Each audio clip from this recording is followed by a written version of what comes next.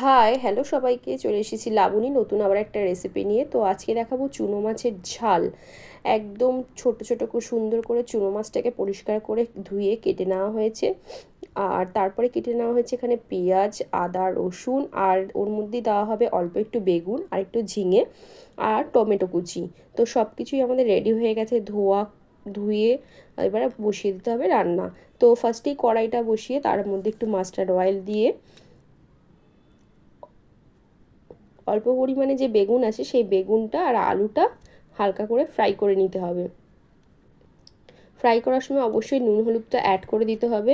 তো নুন হলুদটা অ্যাড করে ফ্রাই করা হয়ে গেলে সেটাকে তুলে নিতে হবে। আর একদিকে কিন্তু আদা, কাঁচা লঙ্কা আর অল্প পরিমাণে পেঁয়াজকে পেস্ট করে নিতে হবে।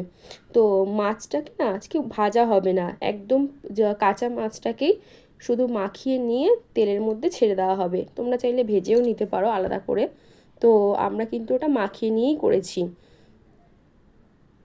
দেখো ফ্রাই হয়ে এসেছে, এবার বেগুন আর আলুটাকে তুলে নিতে হবে।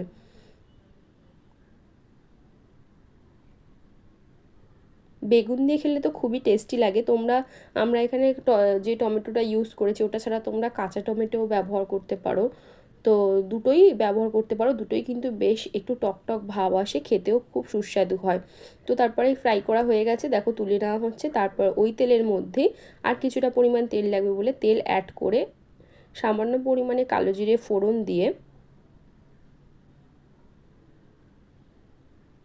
কুচিয়ে রাখা যে পেঁয়াজগুলো ছিল সেই পেঁয়াজ অল্প পরিমাণে ওর মধ্যে অ্যাড করে দেওয়া হয়েছে। আর আধা পেঁয়াজ কাটাটা মাছের মধ্যে কিন্তু মাখিয়ে নেওয়া হয়েছে, ওটা তোমাদেরকে দেখাতে পারলাম না। তো তারপরেই পরিমাণ মতো নুন অ্যাড করে দেওয়া হয়েছে। যে ম্যারিনেট করে রাখা মাছটা এবার ওটাকে দিয়ে দিতে হবে। তোমরা চাইলে হালকা করে ফ্রাইও করে নিতে পারো মাছটা আলাদা করে। তো আমরা ফ্রাই করিনি, দুরকমভাবে খেতে খুব টেস্টি লাগে। আদা রসুনের পেস্ট আর পেঁয়াজ কুচিটাকে ভালো করে মাছের সাথে মাখিয়ে নিয়ে তারপরে কিন্তু আমরা তেলের মধ্যে অ্যাড করে দিলাম। এবার ওটাকেই বেশ কিছুক্ষণ ধরে নাড়াচাড়া করে নিতে হবে।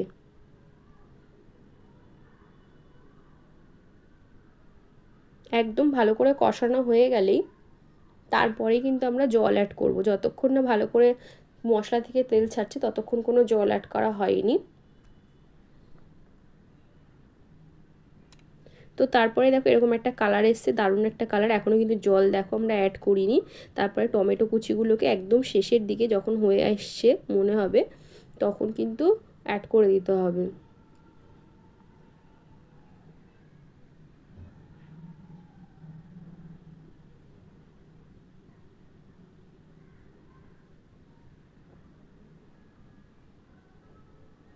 দেখো কি সুন্দর একটা কালার চলে এসেছে।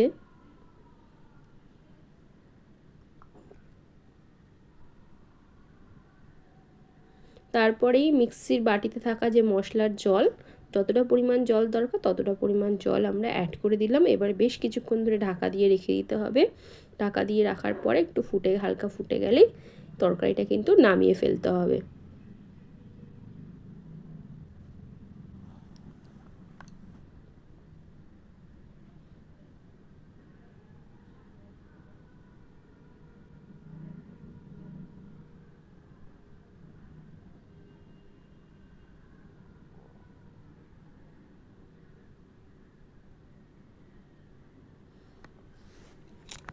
তারপরেই ভেজে রাখা যে বেগুন ছিল, বেগুন আর ঝিঙেটা ছিল সেটাও অ্যাড করে দেওয়া হলো।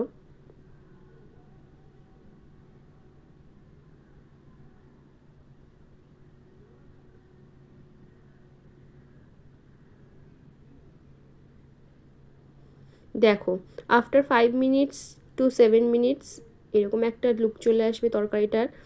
ভালো করে ফুটে গেলেই কিন্তু এরকম একদম গায়ে মাখা মাখা ঝাল হয়ে যাবে। চুনো মাছের ঝাল খেতে কিন্তু দারুণ লাগে, টেস্টি হয়। তোমরাও চাইলে এরকমভাবে বানিয়ে নিতে